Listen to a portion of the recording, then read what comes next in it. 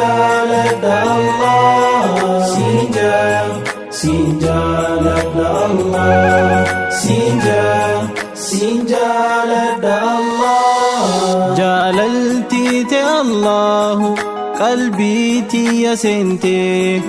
gammachuu fi raahaadhaan qalbii tiyya guuttee yaa Rahmaanu yaa Rahiim aatii qulqullooytee aatilleen na jaaladhu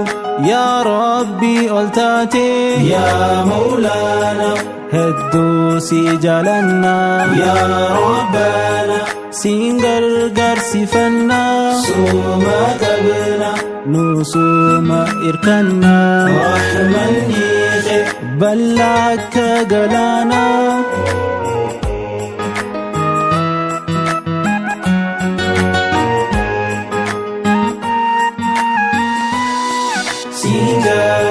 siin jaaladha Allah siin jaaladha Allah siin jaaladha Allah siin jaaladha Allah yaa Rabbi Rahmaanu yaa kan hunda uumtee badhaasa guddaadhaa bar aatina badhaastee osoon ansin gaafatin musliima na gootee himamteetu waan dhumtu waan akkananiitee yaa Wahhaabu si kadhee hin dhaabu yaa Tawwaabu shakkii takkan qabu abdiin kiyya aatuma yaa Rabbu naa laafisi cufa waan ajabu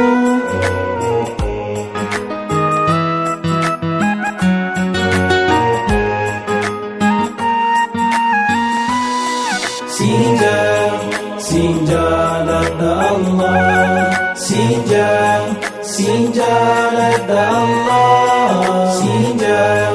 siin jaaladha Allah siin jaaladha Allah yaa Rabbi khani yoomu si malee hin fadhu diiliitti yanaaf dhiisi antaani si khadhu gaafaan fuula kee dhufe dirree san dhabbadhu nasattari Rahmaanu si malee nabdadhu yaa Ghaffaaru si malee gabbaaru yaa Jabbaaru si malee hin jiru halkaniifi guyyaa wal jijjiiru nan taaneesi Ilaahi sattaaru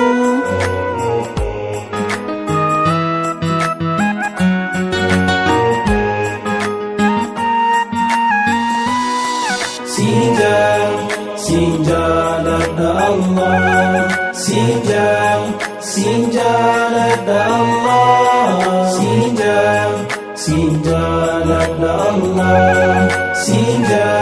siin jaaladha Allah siin jaaladha Allah siin jaaladha siin jaaladha siin jaaladha siin jaaladha Allah siin jaaladha siin jaaladha siin jaaladha Allah